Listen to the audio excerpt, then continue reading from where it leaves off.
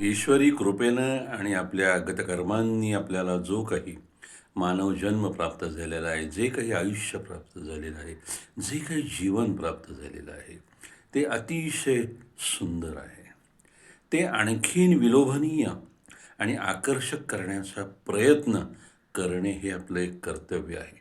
आणि या प्रवासामध्ये आपल्याकडे असलेल्या अनेक चांगल्या गोष्टी कालमानाने आपल्याला सोडून जातात आणि काळासोबत येणाऱ्या अतिशय चांगल्या असलेल्या गोष्टीही आपल्या पदरात पडतात.